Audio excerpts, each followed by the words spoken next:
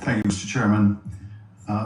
Ms. Bondi, as you know, the Supreme Court in Trump versus United States held the president has absolute immunity to commit crimes in certain core areas of the president's responsibility.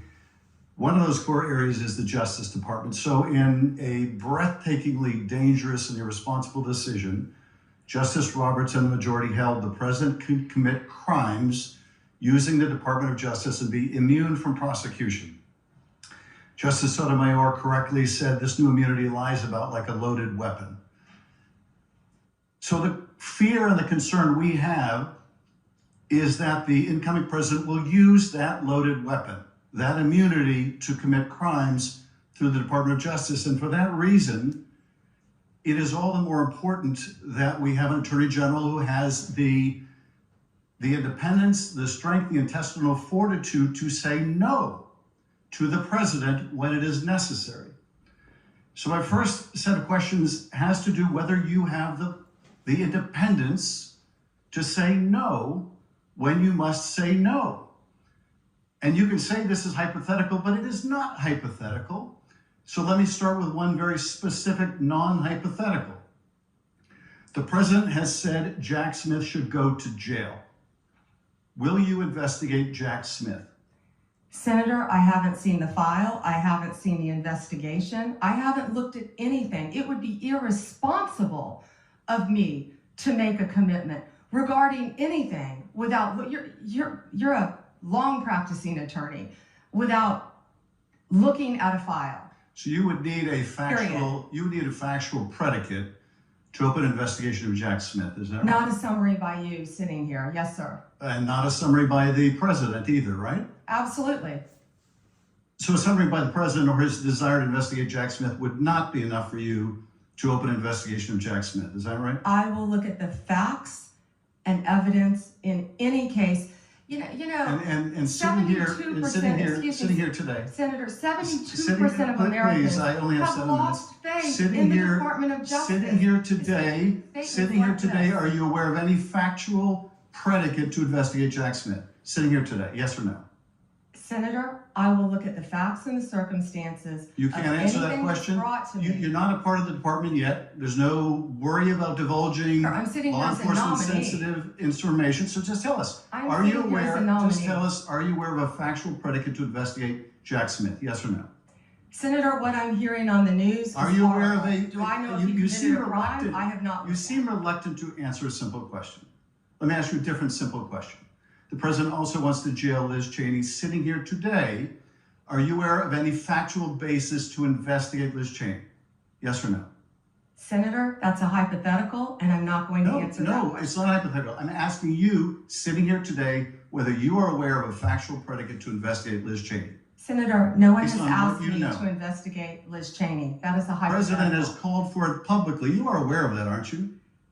No one has asked me to investigate. But the president has. We're also worried about Liz Cheney. The president has called for this. You know what we should be worried about? Ms. Bondi, please answer my questions. California right now you are is aware, the roof. Ms. Bondi, your robberies are 87% higher than the national average. My question is this. That's what I want to focus on, Senator. Do you have the power to say no to the president? And what you're suggesting today by your non-answer is you don't have the independence to say no to the president. So let me ask you a different question. It also requires you, if you're going to be a good attorney general, to be able to tell hard truths to the president. So my questions now are, can you tell hard truths to the president? So let me start with an easy truth that you could speak to the president.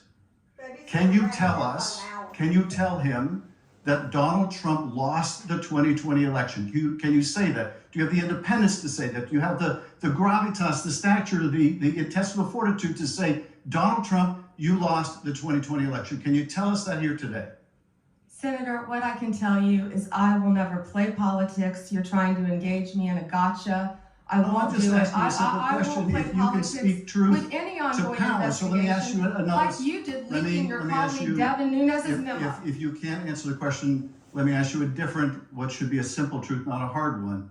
Was there massive fraud affecting the result of the 2020 election, yes or no?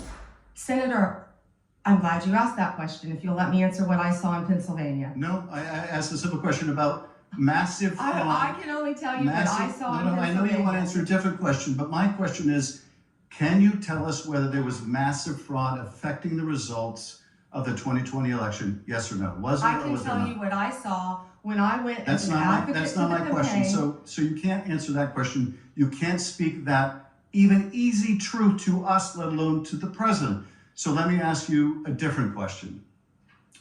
It will also be important that you give good advice to the president. Are you prepared to advise the president not to pardon people who beat police officers?